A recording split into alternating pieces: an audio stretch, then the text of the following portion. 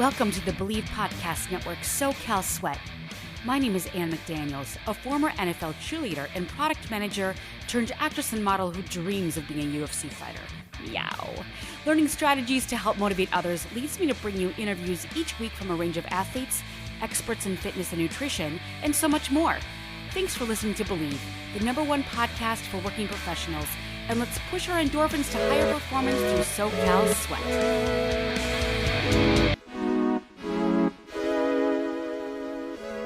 This is your host, Ann McDaniels, and thank you so much for joining me on another episode of SoCal Sweat. Today, I'm going to be featuring the Asian Playboy, JT Tran, aerospace engineer turned dating coach. He helps men everywhere learn how to properly approach and date women through his highly successful programs and seminars called the ABCs of Attraction. And as JT so humbly states, if a 5'5" Asian guy can get women, anybody can. But you don't have to take my word for it.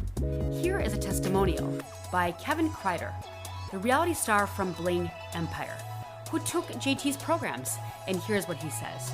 JT is totally changing the game for pickup culture because I think he's putting it in such a good, positive way that is not sexist or misogynistic or toxic masculine, which I think a lot of people would associate with something like this. And it was the total opposite. It was teaching men to feel confident, empowered, and to personally develop themselves inside and outside, which I freaking love. That's why it's Ed.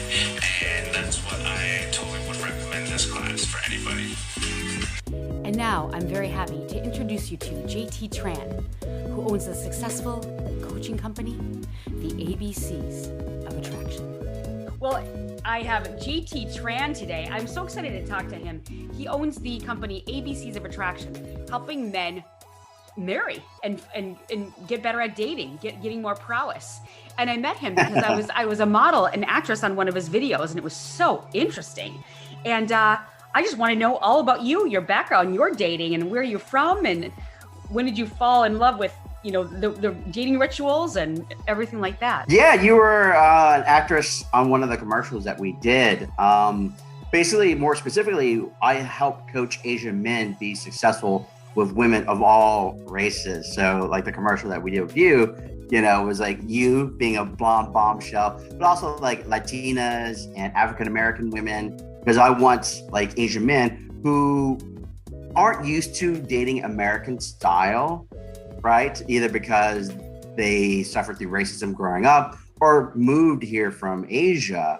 Like they aren't used to dating American women or, because dating in Asia is obviously slightly different.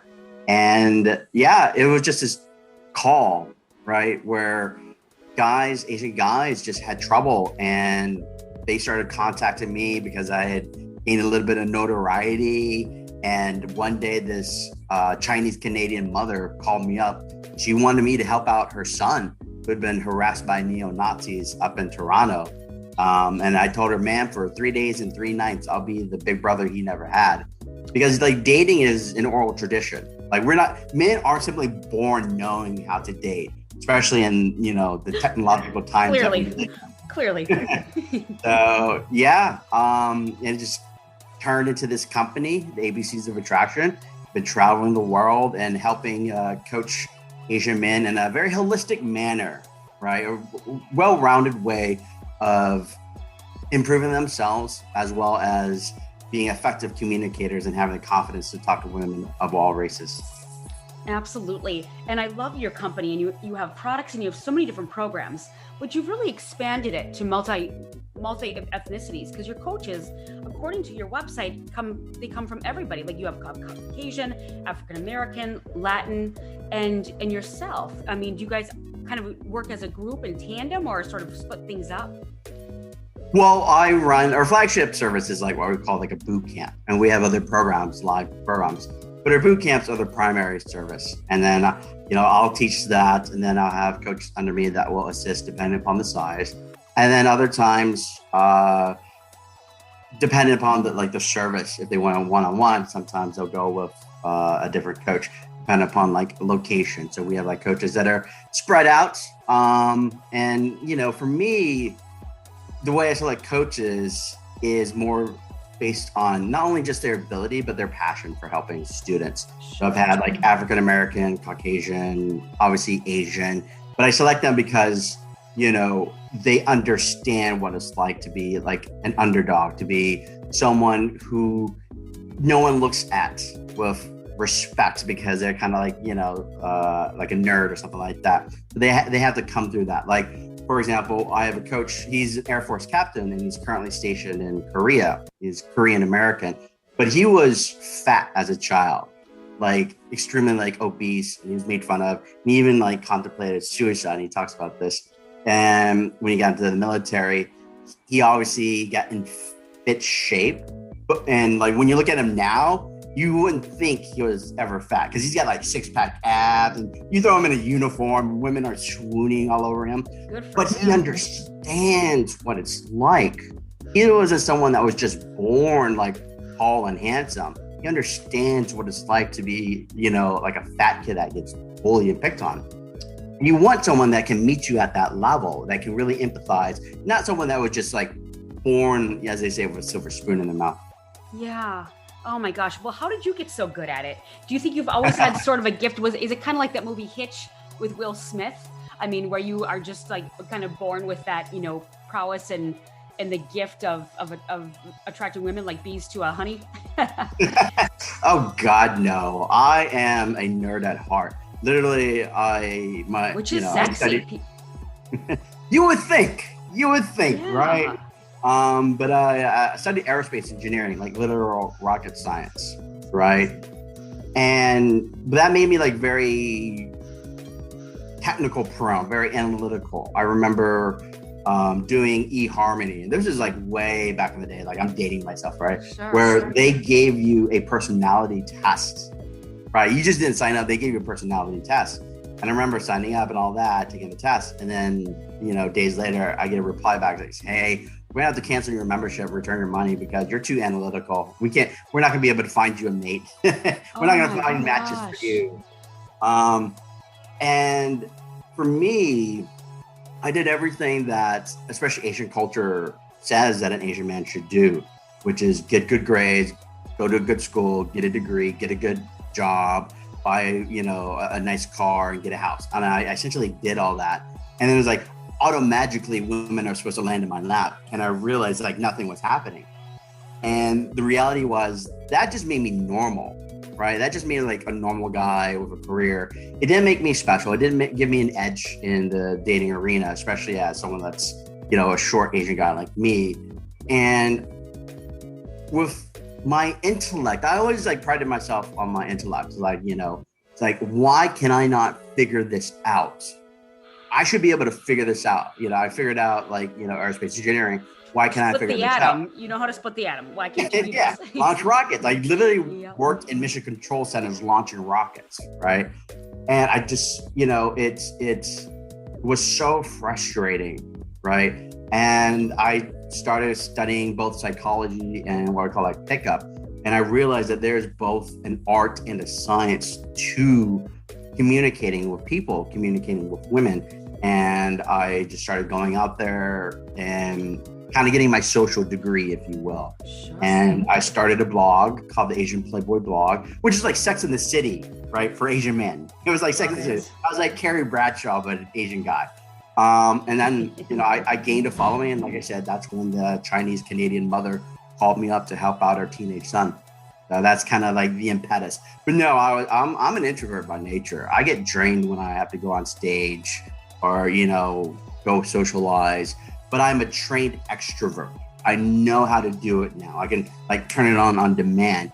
But no, I'm definitely an introvert. I actually prefer staying in and reading books, but I know how to go out.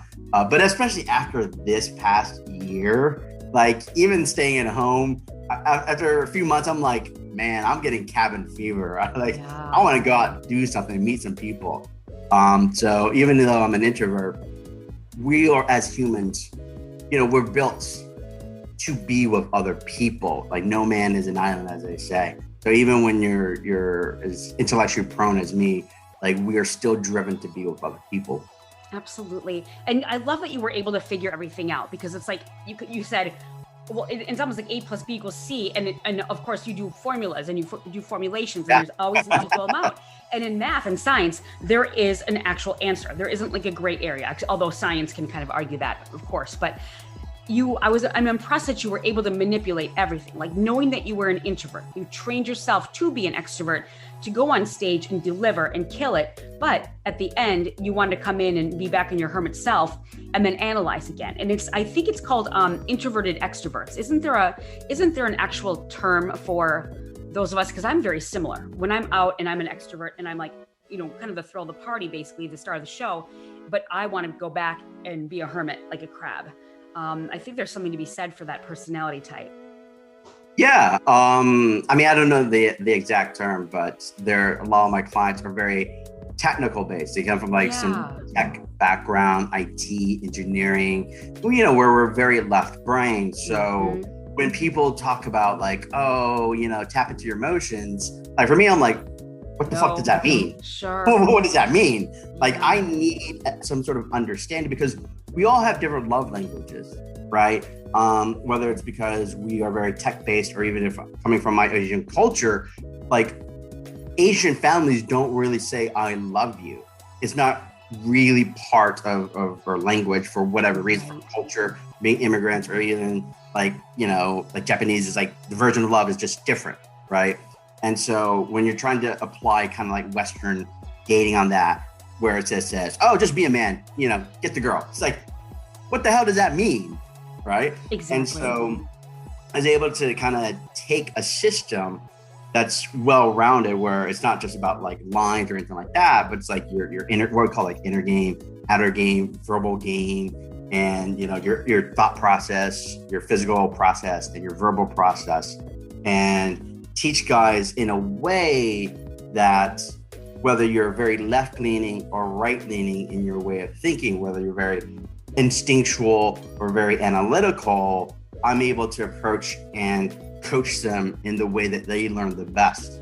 Because over time, like I've, obviously practiced my communication skills, but also I've tried to improve my coaching skills. And over like past decade, I've learned that not all students are the same, right? Not all students are going to learn through a mathematical formula, but at the same time, a lot of students don't learn through the, just feel really good and girls will come around you. It's like, what does that mean? Like, how do you actually do that? Right. Right. And don't you think the number one thing is confidence? I personally, I love smart men. I love left brain men. I don't care for, I've never dated an artist. I'm just not into that, the right brain.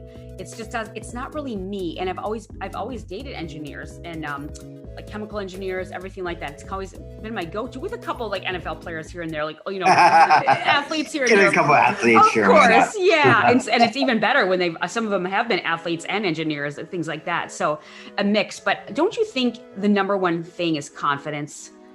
I mean, yeah, confidence is definitely key, but it's understanding how to embody that, because we're confident in different areas of our lives. We're not like confident 24/7. Sure. Right.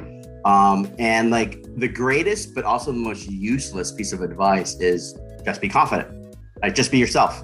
Like, again, what does that mean? Because let's say there's a guy and he's completely confident with his friends. He's completely confident at work, but when he's around a girl that he finds attractive, he becomes someone else.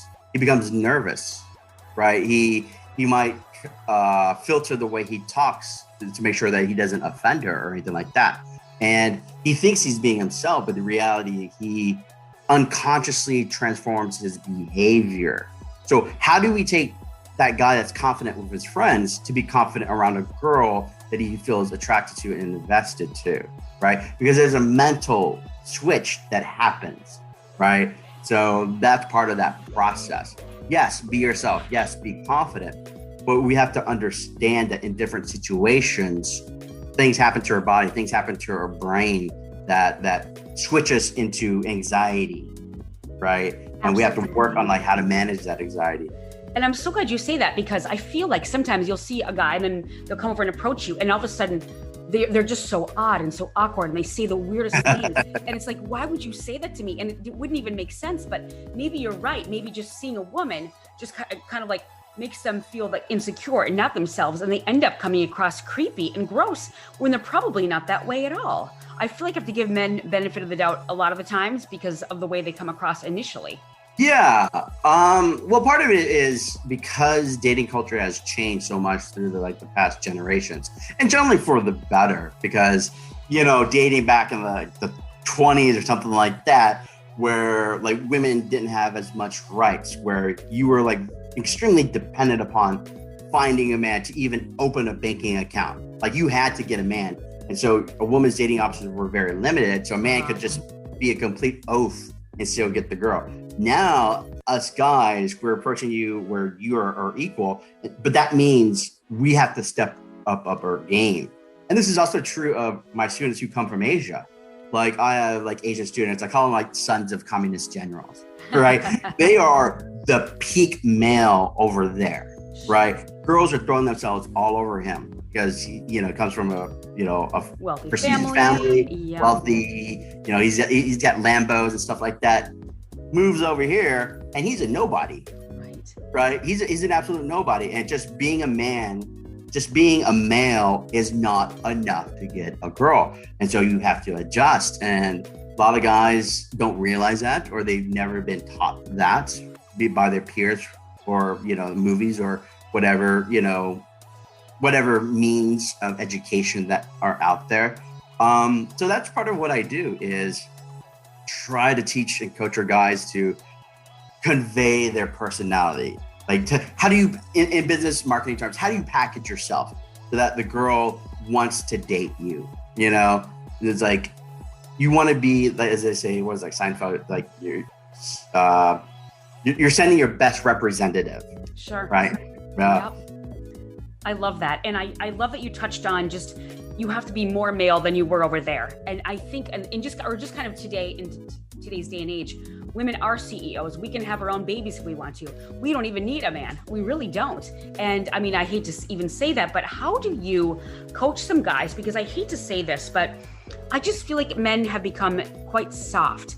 And when I've dated, I feel sometimes that I'm almost have a more masculine energy than the guy. However, I don't mean to stereotype again, but I am in Los Angeles, and there are a lot of, I don't want to stereotype, but maybe some entitled types of people, again, and that exists everywhere.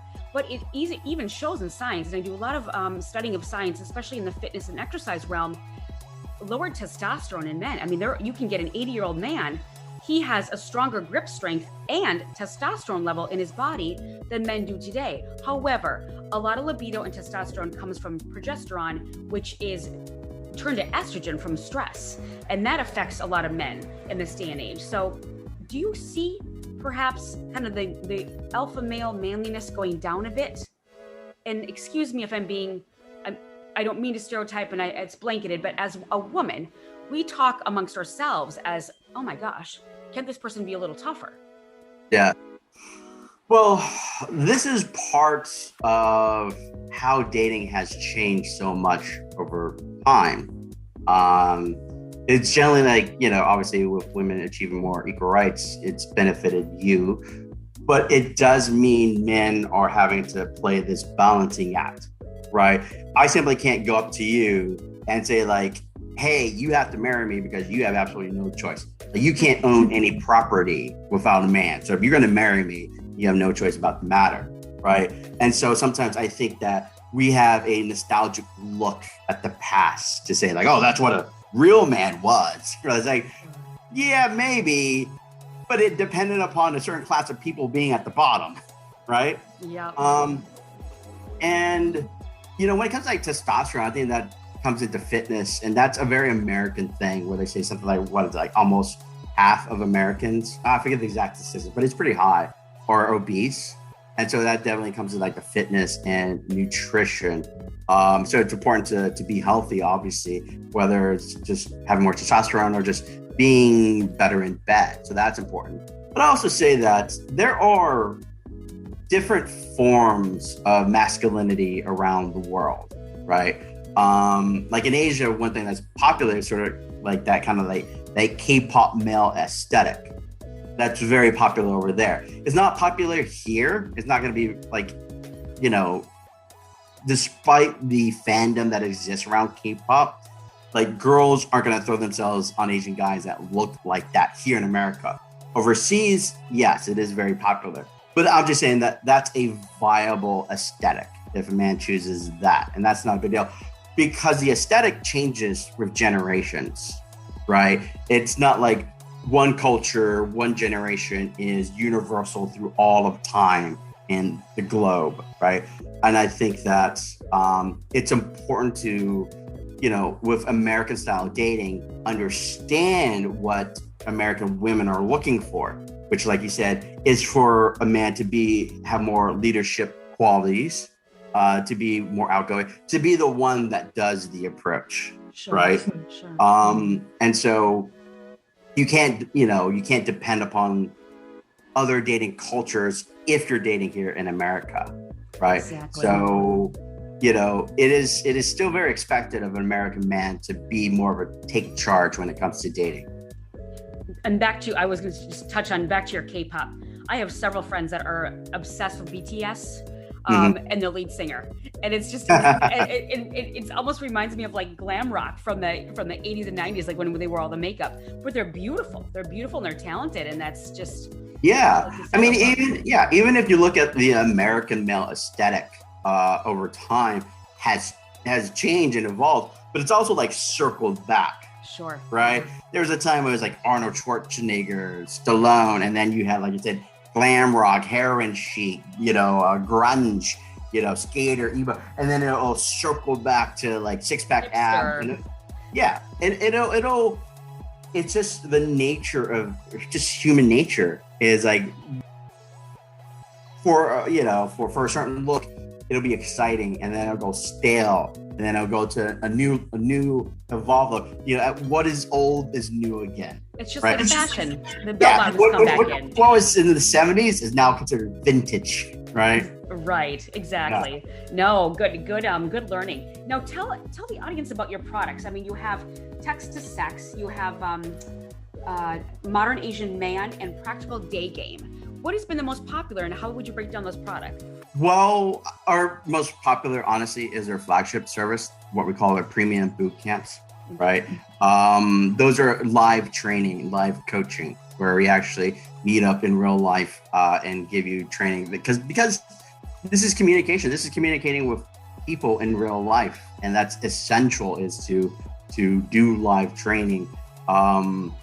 We do have like digital products, like you say, Text to Sex, the Modern Asian Man, Practical Day Game, but that's more of a supplement, right? So I just find it more rewarding personally, as well as more effective to help and coach people in real life.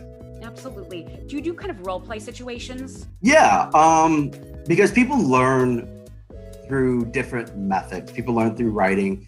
People learn through kind of like play acting or seeing someone and then repeating the action itself. So like on a lot of our boot camps, what we'll do is have a wing girl, and they will practice approaching her, practice being rejected, or practice trying to get her number, or practice just having a conversation. So that way, they can do it in a safe, dry run environment before we take them out in real life at nighttime or daytime and talk to girls, right? So it's role modeling and play acting is a useful teaching device for sure. Absolutely. So you do in fact do kind of the classroom, and then you also take them out at night and you do the whole real experience situations.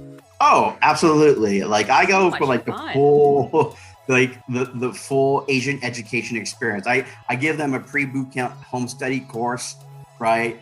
Which is like homework and everything like that. And then the classroom, which is PowerPoint charts and like a 200-page workbook, and that has like quizzes in it. Then we actually take them in real life. And then afterwards is like coursework. Like I know my students, they're Asian, so we give them a lot of homework to be as prepared as possible. Oh, that's so amazing. It's incredible. Do you have a lot of LGBTQ in your courses? I have taught A few. They are obviously not our predominant clientele. Sure. We are definitely both more about teaching, like, you know, men of color, heterosexual men. But I have taught a gay Asian man as well as like a gay Asian woman. And there are obviously similarities as well as differences. I'm not going to obviously pretend to be an expert, but yeah, but in the end, love is love, and what you're trying to do is attractive. So you're definitely one thing that was similar was there's always that racial element, right? In like the gay community, my student was like saying, yeah, you know, like gay Asian men face definite stereotypes when it comes to dating, right? Dangerous too. Yeah. Well, I've also taught like women too, and that was fascinating. I was asked to teach like a book club of predominantly women of color, and it was really fascinating because they were, you know, guys can be nervous practicing approaching a girl, you know, even when it's a wing girl. But when we did it with these girls practicing approaching like a guy, they refused to do it. They were terrified. Like they were like, they had no experience, no frame of reference as to even how to approach a guy. Sure. And they were gay or they were straight? They were straight. Okay, interesting. So you do see a lot more women coming into your programs. Yeah, I mean, if they come to us, it's definitely, again, not our forte. Yeah. But communication is communication. It's just a matter of me being flexible in the coaching material to cater to the particular, you know, clientele. Okay, then I do have a question specifically on that. I have a really good girlfriend in New York City, and she wants to approach a guy. And although they've been flirting, I kind of said, no, I think you should wait for him to approach you. And she's like, no, it's a modern day and age. Why can't I ask him out? Do you think there's a danger in that? And I know that women do ask men out, and it turns out to be very successful. But at the end of the day, if you look at our true nature of we are all animals, do you feel as if a heterosexual male may feel that he kind of like, well, the thrill of the game, the thrill of the hunt, I didn't even get to have that because she asked me out. And then do you feel that he may think, well, I didn't have to try hard to get her, so she's not as special in my mind, maybe. It's almost like that big 50-point buck that you get if you're a hunter. Yeah. You know, do you think there's a danger in that? Because women always struggle with that. It can definitely be something that happens. It's important to understand what type of guy that she's pursuing or she's interested in. If it's a guy that is already successful with women, then yeah, that is definitely like a danger because he's successful with girls, whether it's because he knows how to get girls or he has a lot of girls that come up to him, right? Like I have had a friend, he was like a male model, and like by the age of 18, he had slept with like 100 girls, right? It was like crazy. And he was like saying to me, like, JT, like, why do you ever study pickup? Like, I've never been rejected in my entire life. It's like, it's because you never approach women. Like, I literally go out, like, all they do, like, women would just kind of flock to him, right? And then he would just go home with the girl that was the most throwing herself on him. The sluttiest of the slutty. Yeah. I mean, I'm not judging, you know, but it's, for him, he would always choose, like, the lowest hanging fruit, so to speak, right? What was easiest, but he wasn't looking for a relationship. And so for someone like that, someone that is pursuing him, you could have that mentality that you were just talking about. Sure. But let's say it's like an average guy that doesn't have a ton of experience. He's not a player or anything like that. Then it would be more of a novel experience. It could be like, he could feel special, like potentially like, wow, like this girl really likes me and she's hitting me over the head. So, you know, if you're just judging by like efficaciousness, what is the most effective? It depends on the type of guy that she's attracted to. If it, like I said, if it's a guy that's already successful, then she probably might want to play a slower, like teasing game. But if it's a guy that's kind of like average, or not just average, but someone who isn't heavily experienced, her taking the first step might very well seal the deal, so to speak. And what you said, the earlier one is he's a celebrity, and so he's very successful and gets a lot of women. And so I have given her the advice, basically what you said, as no, just play it coy, be your funny self, be your goofy self. You're beautiful. You don't need to sell yourself at all. It will happen if it's supposed to happen. But she's bound and determined to go after it. But I don't know. It's I'm like, you got to listen to JT Tran of the ABCs of Attraction. So anyway, and can I just ask you, why do men, and I don't mean to bring myself into it, but just men become sort of and controlling. I don't care for that. They seem to be, once you show, you're kind to them, but you're not interested. And then they kind of get obsessed, and then they keep coming back, almost to the point of danger. Have you seen that in any of your courses, or guys like, why can't I, maybe struggling with the fact that the girl just is not interested, but they keep going and it's coming across as dangerous? Yeah, I think that there are guys that don't understand like the purpose of rejection or being able to put themselves in women's shoes, because dating for women is potentially like physically dangerous. Very much right? So. With like assault and all of that. And the men, they potentially coming from a frame where they have no options of connecting romantically, emotionally, or physically with women. So they can potentially become dangerous. It's important for guys that are struggling to understand like a rejection is, it's a step closer to yes with someone else, right? Maybe that it's not meant to be with this one girl, and that's fine. That you take that experience and you create a constructive, positive experience, the way you look at it, so that you can become better. Like, did you do something wrong? Is there something that you improve upon? Maybe it was your body language. Maybe it's the way that you spoke. Maybe it's the way that you carried yourself, right? And so that way, the next time you approach another girl, and you might get another step closer to yes, or even like a yes. Sure. But definitely, it's coming from that frame. Like he's got no other options, and so someone like that who can't take no for an answer, you definitely have to watch out for someone. It's not even just sometimes desperation plays a part, but also there are men who just feel entitled to it because they come from a social strata where they get what they want regardless. And so they are not used to that no, right? So it can come from either extremes.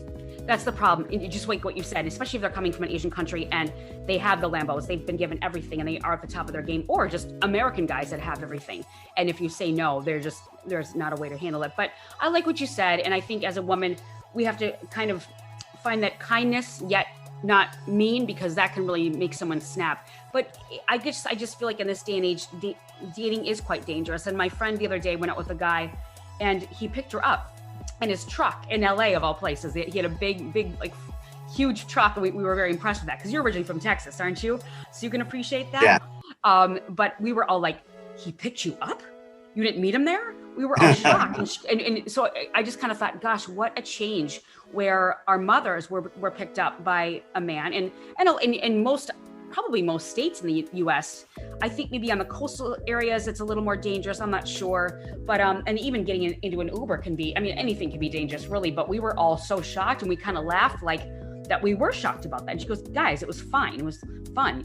That's just, I'm a little more old fashioned that way. And that is good. But, I don't know. Do you think that, and how has dating changed during the pandemic? And did you get a lot of business during the pandemic? I think the pandemic definitely changed a lot of things. Like obviously there weren't as many social events, so we had to adjust for that. So what we started doing is concentrating more on like what we call like our day game online program, where we would teach our guys like how to approach women during the day, and as well as like do like as part of the program like a photo shoot where they could have like really aesthetic photos to use in their online dating profile, like how to be successful on online dating. So there was definitely an adjustment, right? Where the nightlife was closed down, people weren't going out. And so you had to go to where you could find people. But definitely, now that Los Angeles has been reopening. The country has been reopening. It definitely feels like the roaring 20s. Like people are like super friendly. Like when I've been going out just to test the waters, and like there have been women that are just coming up to me.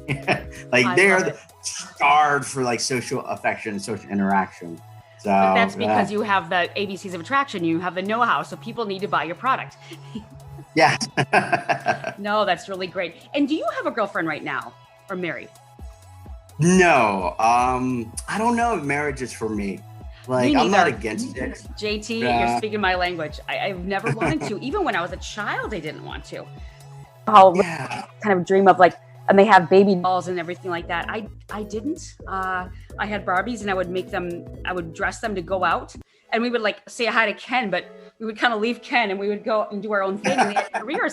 It's so funny. But I knew as a child. But I think if you come from a certain environment and maybe don't potentially see a happy marriage, I mean, that's certainly in my case. Right. Well, the thing is, like for me, like I've got two brothers. They're both married and have kids, so that kind of pressure isn't on me. But you can be the fun. Like, I'm not against marriage. I mean, if it happens, it happens. But I'm not someone that's like I have to be married. You know.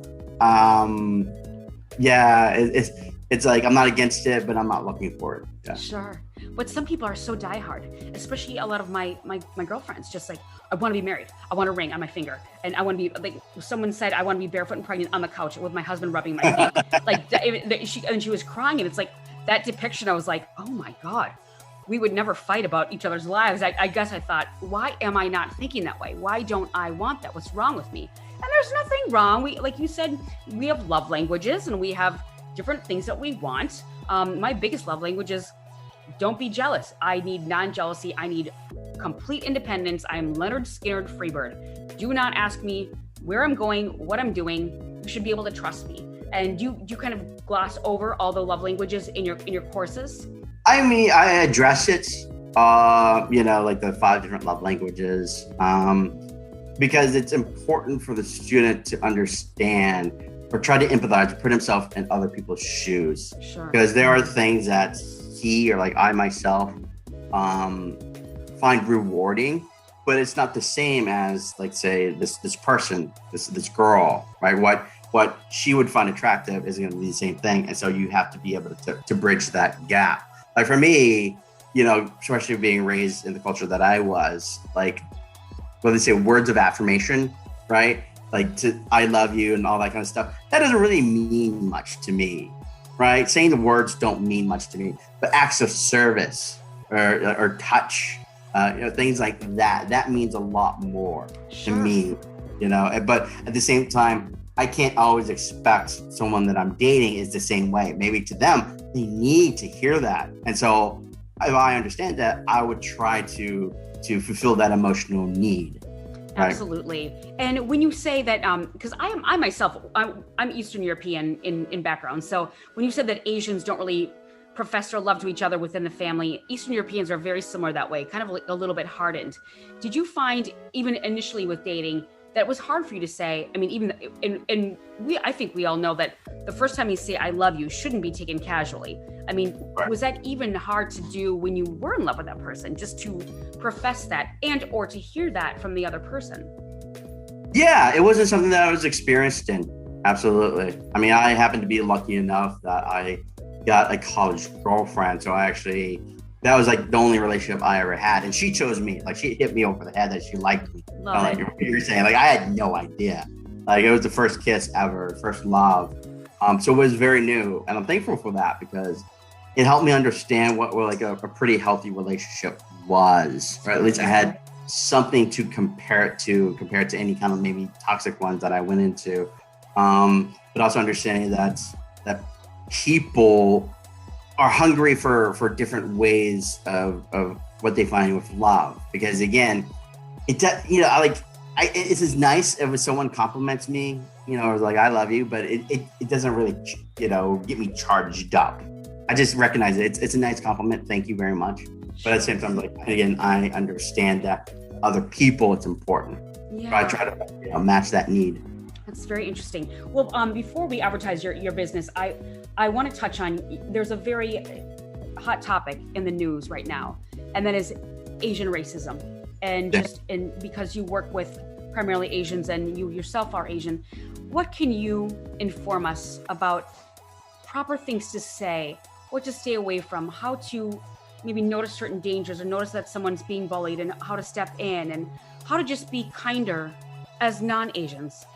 Yeah, it's been unfortunate, but there's been a rise.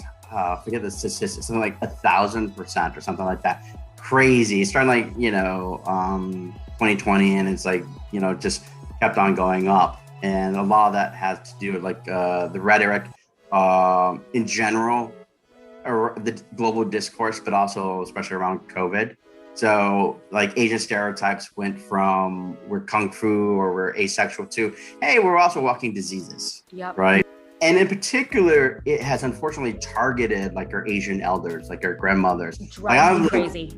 Yeah. I'm like worried with like my mom, like she knew like if she walked around in a face mask in Texas, she might get jumped. Right. So, talk to her about that.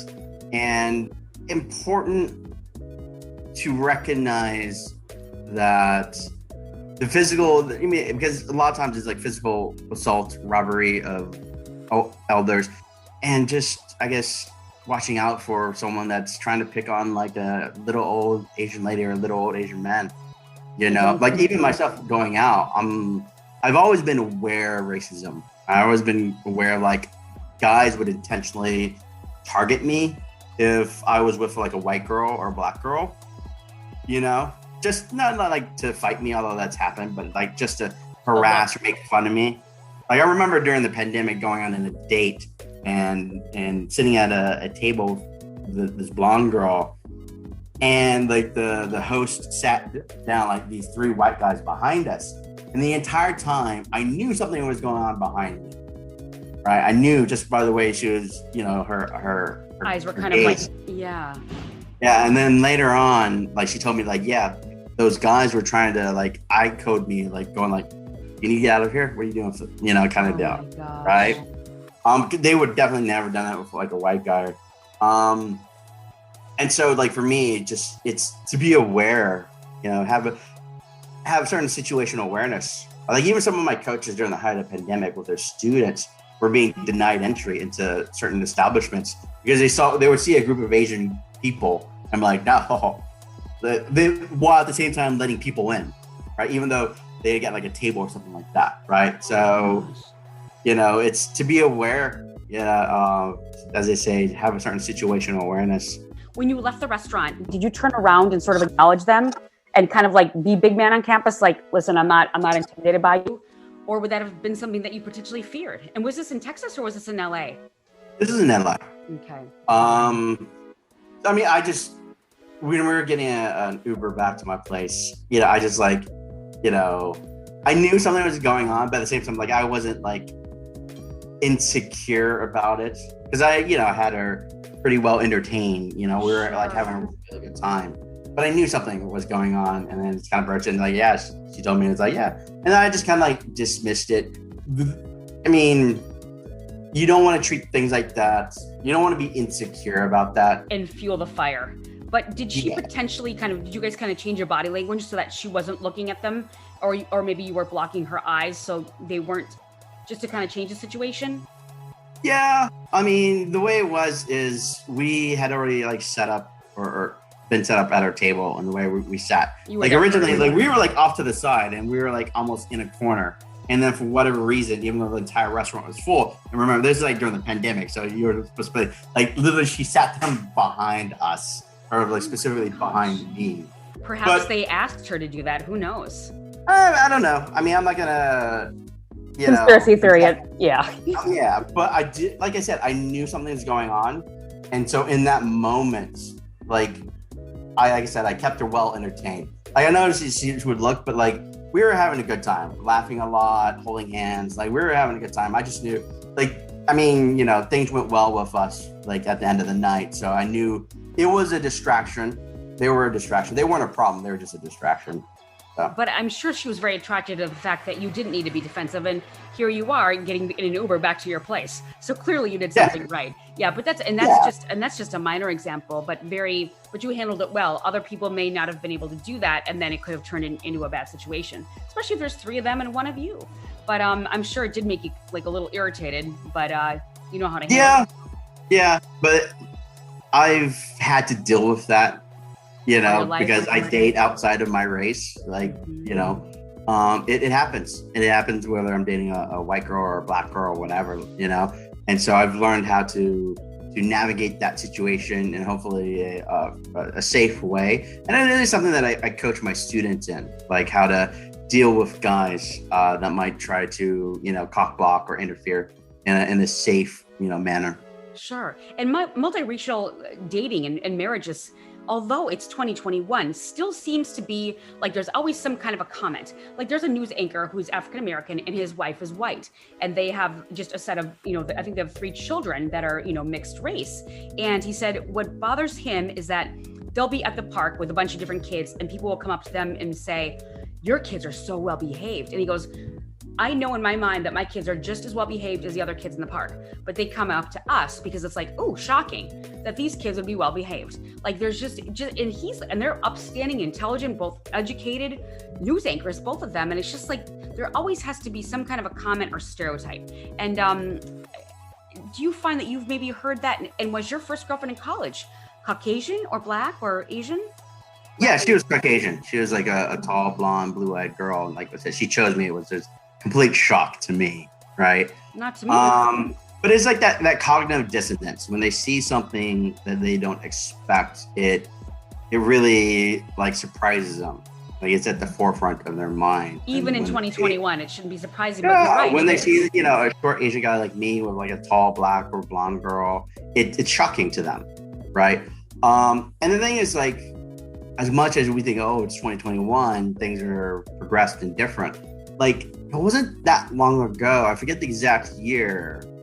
It's like in the 2000s still, where there was a judge. I forget which state. It was like a southern state that blocked an interracial marriage. Right? It wasn't that long that Chinese men could not marry American women. Like, and there's like this documentary of this Canadian woman who lost her Canadian citizenship because she married an Asian man. And, that wasn't like hundreds of years ago. That's within our generation. So that is true. And you make a good point, because even going to Georgia last year, I mean, I was in Atlanta, but then I went to the outskirts. You would have thought it was the 1940s. I mean, it was just like unbelievable. Just the way that just the N-word was heard several times. I mean, it's so shocking when you hear that, but you're right. And because we live in a big city, I think we take it for granted, but you're very right. So yeah, I was raised in the South, so yeah, like I'm used to it. So I'm not, Sure. It's unfortunate, but you have to learn how to navigate it in a safe manner. Yeah. But also hopefully in maybe a successful manner too. Exactly. Do you think it's getting better with Asian stereotypes, especially with a lot of the celebrities coming forth and being effective? No. It was for a little bit of period of time. Yeah. There were like a bit more shows and more movies, but I would say I have never seen as much racism than when I was than when I was a kid, when it was like, because I'm Vietnamese, like, kind of there was that anti-Vietnamese sentiment because of the Vietnam War. Yeah. Right. But like in the 80s, it was like also vehemently anti-Japanese because like there's like, oh, the Japanese are stealing our jobs. So there's a lot of violence against Asians in general. Sure. So growing up in that environment, that was like peak anti-Asian, right? We're now at that point again, if probably higher now. All this sort of like the media progress, which is nice. Sure, it's nice, But it's fluff at the end of the day. It's fluff. Yeah, like let's be, like honestly, even if you look African American progress in the media, as much progress as it's been there, we as an American society still struggle with the question of race because we've never historically dealt with it, reconciled with it, like as other countries have. It's always been kind of like brushed under, the rug, or even lionized, where it's like, oh, Confederate, slave culture. It was a good thing. It's like, the programs in Texas that made it seem like, Confederacy and slave owning was good, right? We've never really dealt with that as a culture. Yeah, the anti-Asian sentiment has definitely gone a lot higher than even when I was a kid growing up, and what I at the time considered like peak anti-Asian sentiment. I'm sorry for that, but honestly, that's another opportunity for you to grow your business, and because I think your business is very important, obviously in dating and happiness and love and things like that. But this is something that you're very educated on and you have experience in, and you can really counsel people on with great examples and maybe role playing with that as well. Because if they were to even like double duty it, where they'd be on a date with perhaps an Asian male with a Caucasian girl, African American girl, or Latina girl, or Asian girl again, that could be, you could kind of help them in these dangerous situations, like the way you handled yourself beautifully with these 3 white guys. A lot of people wouldn't have been able to do that. So I think your business has even more opportunity to grow with that extra. Oh, absolutely. I mean, I've definitely been reached out guys that are extremely concerned about the environment, and it's important to know how to safely deal with it. Like I said, in these interactions, and it's something that, I teach, it's like, to try to be aware of it and then try to like navigate and deal with it in a safe manner. It is sort of like they say, the cost of doing business. Just the act of going out might make you a target. The act of meeting people might make you a target. The act of going on a date with someone might make you a target. So it's important to know how to deal with it in a safe manner. Absolutely. Well, thank you for the great work you do. And so before I let you go, I'm going to, of course, plug everything, all your websites and all your social media in the notes. But could you give maybe your top 3 tips to guys in successful dating? Top 3 tips. Well, specifically to my Asian brothers out there, I always say, be successful because you're an Asian man and not in spite of it. Don't try to be like the guys like, oh, I'm going to be as, whitewashed Asian. No, you don't have to do that. You can be successful because you're a successful, confident Asian man. There's no need to try to, cater towards, like being like, I'm going to be a white bro because that's what I see as successful on TV. But no, be successful because of who you are, not in spite of that. Secondly is reframe negative experiences into something positive and constructive, right? Because there's one thing that you are going to experience in life is failure. We all experience failure. But what you do with that failure is what's going to differentiate long-term success or long-term failure, right? If you're able to take an experience and use that to make you more educated, to make you more resilient, to make you more motivated, you're going to be more successful.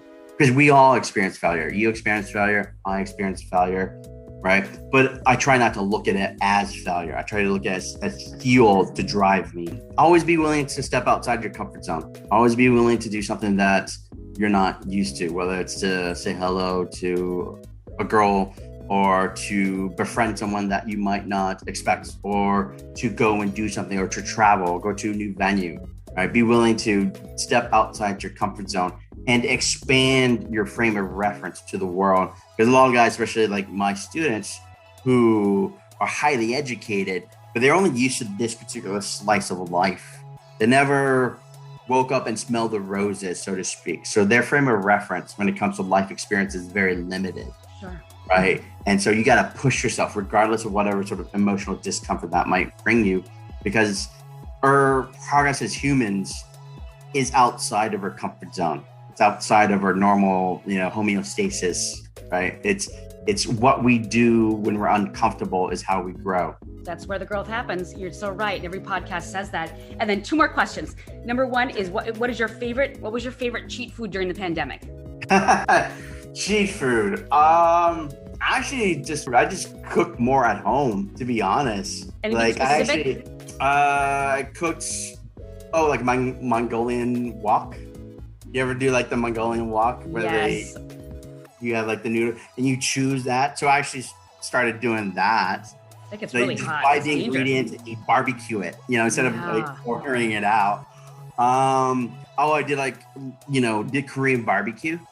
Go to the Asian store, get the Korean barbecue marinade, and like how to do Korean barbecue at home. HK Market, I'm there all the time. Yeah. Those were like gold during the pandemic because everyone's tried to stay safe, and like the food wasn't like wiped out. Because like only the Asians shop there. Yep, exactly. So you can find toilet paper there. For sure. And they have good stuff there. And then finally, what's your recommended best Vietnamese restaurant in Los Angeles? See, that's the thing. Is the really good Vietnamese, is it down in Orange County? I wouldn't. Oh yeah, that makes sense. Yeah, because the thing is, like, the most of the pho restaurants, Vietnamese restaurants, are in Koreatown. And they're owned by Koreans. And nothing wrong with that. Right, but it's it's not quite as good as like what my my mom used to make. Right. Yep. Other like Furridge. Oh, I've seen that. Yeah. Yeah. That's more of I'd almost call it like hipster Vietnamese. I think that's like an actual Vietnamese owned business, I believe. They don't do like old school Vietnamese food. It is like modern fusion. I think they're a little bit more hipstery, but I've been eating there and that's pretty good too. Awesome. But for me, like I enjoy like old school because that's what my mom made. Old school Vietnamese Absolutely. food. And when it's a hole in the wall, even better. But we'll go to Little Saigon in near Orange County. That is a good reference. Well, thank you for that because I mean the popularity of pho is huge, but I love Vietnamese food because people don't realize how fresh and clean it is, really healthy. So from a fitness podcast, nutrition podcast, I definitely recommend Vietnamese food. I love Asian food, but you can't put all Asian food into one thing, just like you said. The Koreans are making the pho. They can, of course, as United States citizens, we can make Japanese food, but to get the sushi that comes from Tokyo. Yeah, exactly. So that's awesome. Good advice. Well, thank you so much. And can you plug just verbally all of your websites and your social media? Yeah, again, my name is JT Tran, founder of the ABCs of Attraction, USA's #1 Asian dating coach. Our website is just abcsofattraction.com. That's abcsofattraction.com. And you can also find us on YouTube where there's like a ton of free videos and material and educational and fun, entertaining, videos for you to watch. Love it. Well done, you Asian Playboy. Thank you so much for having me on your show, your podcast. I appreciate it. And that was the Asian Playboy, JT Tran of the ABCs of Attraction, helping men everywhere achieve love, romance, and great success and happiness in life. We appreciate you for listening, and please rate and subscribe the show on iTunes. You can also listen on Spotify, Stitcher, Google Play, Luminary, Tuned In, or at Bleep.com. You can reach out to me for any questions or topics you'd like covered on the show at Ann McDaniels or at Ann McDaniels address. And I will see you next time on So Cal Sweat.